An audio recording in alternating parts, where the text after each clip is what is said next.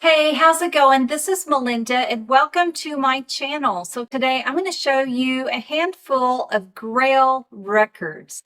These are records that have been in my Discogs want list for years that I honestly was losing hope of ever being able to have. And I'm going to tell you the story behind each and every one of them and how I was able to find them. And one of them literally brought me to tears. And I'm going to share that story with you if I can get through it. So let's go ahead and get started. First off, I went to a record store at Daytona Beach. Now that I live in Florida, I can go to Rainbow Records anytime I want. And it's a terrific record store that I always enjoyed going to when I was on vacation. And now I love that I live here and can visit it at any time. And they have a great selection of just the regular records everybody wants in their collection. They also have the holy moly wall records that everybody would love to have in their collection. And they also just have some cool stuff. And I'm going to show you what I found there. And the first record, this is one that I should have bought. It came out in around the 2016, 2017 era, and I just didn't buy it. I thought I had time to pick it up. I thought it was honestly going to be in print for a very long time, and it wasn't.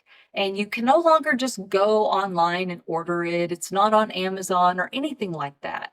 Uh, we're awaiting a repress, and it's been a long time. So I thought, okay, I'm either going to have to just wait for the repress because I'm not paying what they're wanting on the secondary market for it. And I do think it's going to get repressed. Or I'm just going to walk into a record store and it's magically going to be there like it never sold. And it's just been sitting there waiting for me. And by golly, that is what happened. And I'm talking about going into Rainbow Records. I went into this section where they just have a shelf like I do in the background of my video where you have to read the spines or pull out each record individually. I went to the Bowie section and here was Blackstar, still sealed, brand new. I couldn't believe it because I can't find this record anywhere anymore. So it was a very fair price. Like I was buying it, like it wasn't a secondary market price. And wow, this record really blows me away. Of course, if you know the story behind it, he recorded it while he was sick with cancer. I believe he died, and then 2 days later, this record came out. You can correct me if I'm wrong in the comments, but I think that's kind of how it went. This record sounds fantastic, and side one is unbelievably good to me.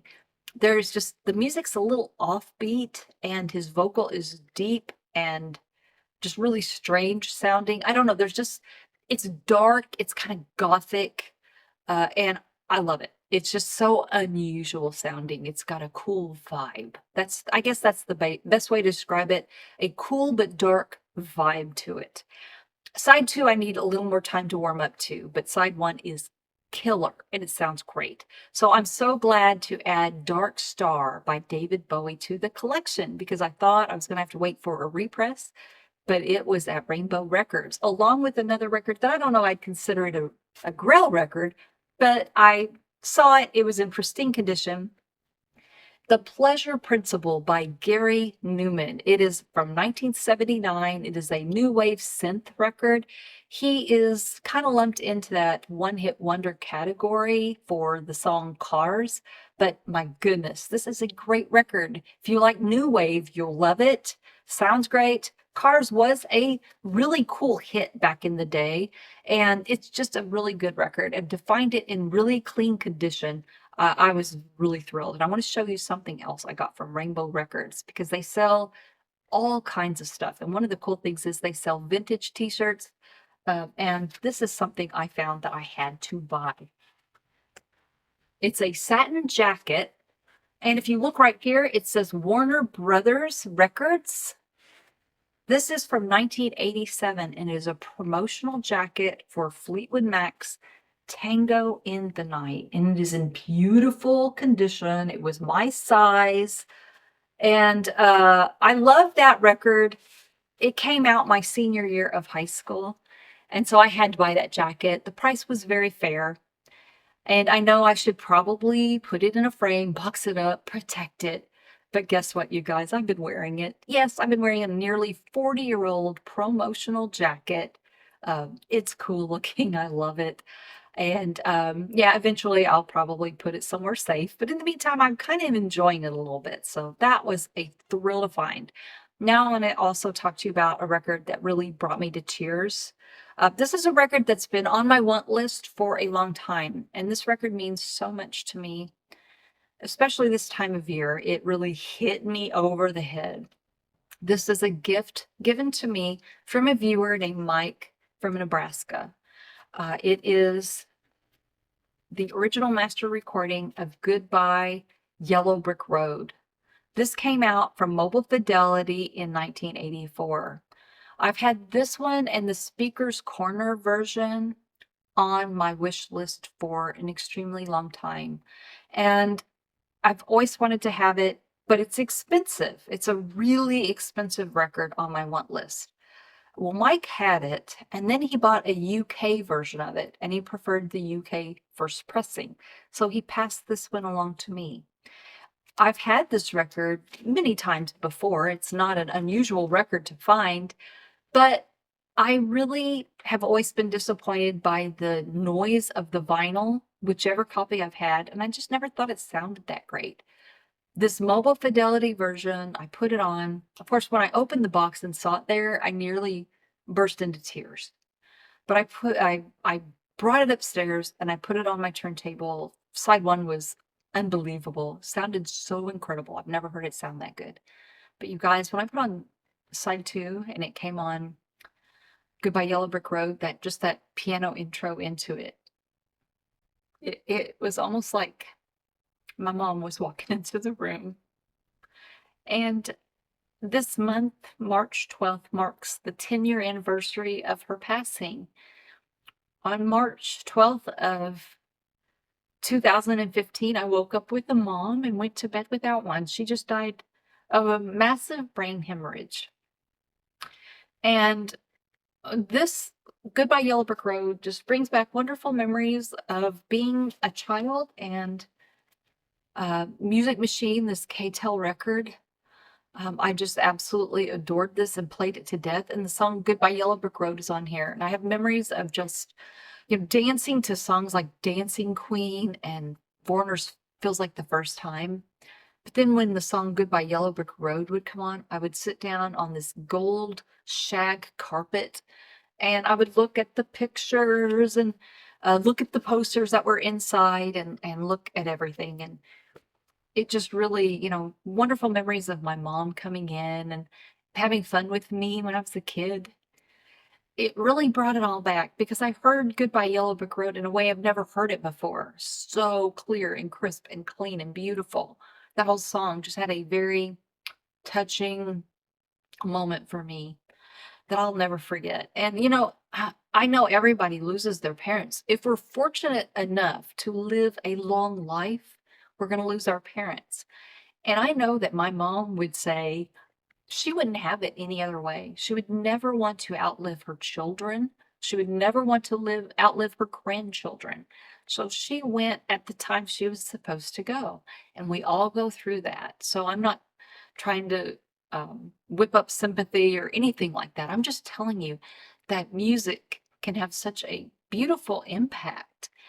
And it brought me to tears. I'm still getting emotional about it. I'm sorry for that. But wow, what a beautiful record. And to finally have such a clean, beautiful copy of it. I'm never going to want for another one. The search is over, and I'm so grateful. So thank you to Mike from Nebraska. And after watching what I just did and my reaction to Goodbye Yellow Brick Road, you probably already think, Melinda, you are so not cool. So while you're already thinking that anyway, Mike sent this one to me as well. And it is Michael Bolton's Timeless. This is a record that came out in 1992 and was never available here in the United States on vinyl. And I had the CD of it. I'm not a big Michael Bolton fan, but I loved this. It was him just singing the classics like Yesterday and I'll Be There, and You Send Me, just some really great stuff. That is a UK version, but Mike was able to find it here in the United States. And I've had it on my want list for years. And it wasn't like it was expensive, but the shipping was always expensive because I had to buy it from another country. So I was waiting on a near mint copy that maybe the shipping cost wasn't that expensive. So he found it here in the United States in near mint condition and he sent it to me. It wasn't that expensive. I cleaned it up and it sounds glorious. This is a UK version of Timeless by Michael Bolton, and I've really been enjoying it. These next records I'm going to show you are from Music Direct. I went on their website and I was absolutely shocked to see that they have some mobile fidelity records that have been long out of print now for sale. They're not cheap. They are at an elevated price than they were originally, and a lot of record companies do that, whether you like it or not. I don't love it. Obviously, I'd rather pay what they cost when they were in stock.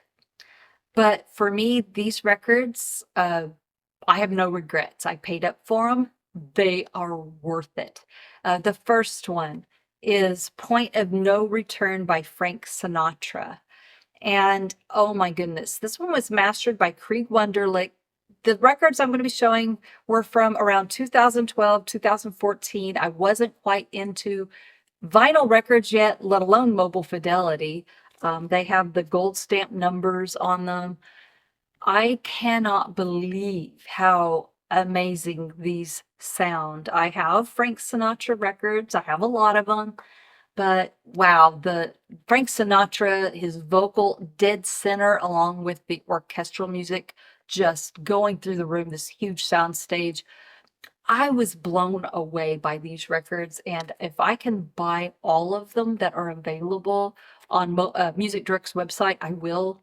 I don't know if I'll be able to buy all of them, but wow, no one cares. This is another great sounding mobile fidelity record. These Frank Sinatra mobile fidelity records that came out around 2012, 2014, they are Grail records for me. I've been wanting them in the collection. So those two were mastered by Krieg Wunderlich. This one was mastered, it's called Sing Along With Me by Frank Sinatra. This one was from Rob Levarde. I hope I pronounced that correctly. I'm sorry if I didn't. But wow, unbelievable. So I love that I was able to finally buy those records from Music Direct. I'm going to be playing those a lot. And what's cool about Frank Sinatra is I'm going to enjoy them for years and years to come. But my daughter loves Frank Sinatra as well. So I know that when I'm gone, she's going to nab these and she's going to put them in her collection and enjoy them too. She loves Billie Holiday, Ella Fitzgerald, Frank Sinatra. So these were great records that I can now take off that want list, and they are Grail records I can now enjoy. This is another Grail record, and it is again from Mobile Fidelity. This is one that's been hard to get for many years. This is a promotional copy. It doesn't have a gold foil stamp, it's just blank. This is Santana's Lotus. The packaging on this is beautiful. It's 3 LPs. It is a Santana live performance from the early 70s, and it has all of the hits that you would expect on it from albums like Abraxas. And it sounds amazing. It's like he's in there performing for you. It is a live performance sound, and it's awesome. And the packaging is so great. And what's cool about this is really, honestly, here in the United States, it's been nearly impossible to get on vinyl. So now it's available with mobile fidelity, and it sounds absolutely incredible. I think there was a Japanese version. You could buy it on CD before, but it's hard to get on vinyl. And it also comes with beautiful packaging, pictures, dead quiet vinyl, and also just some really cool posters and pictures, a lot of great artistry that you can check out on this record. And Mobile Fidelity's been putting out some really great Santana albums. So if you love Santana and you love the tone of his guitar and you want to hear it the best way possible, I mean, here's Inner Circles. I love this album. It just sounds unbelievably good. I've talked about the new Abraxas and how amazing that is. That's one of the best sounding records in my collection. And also these are as well. And this one is really cool. It's called Blues for Salvador. Another great sounding record from Santana and Mobile Fidelity. So those are the Grail records that have had a huge impact for me, and I'm so glad to now have in my collection. What is considered a Grail record for you? I would love to hear what you have to say. Leave in the comments below. What is your Grail record? What you're looking for? Let me know what you think a Grail record is. What do you define as a Grail record? If you enjoyed this video, please subscribe, hit the like button and the notification bell. Most importantly, thank you so much for watching, and I will see you next time. Take care. Bye-bye.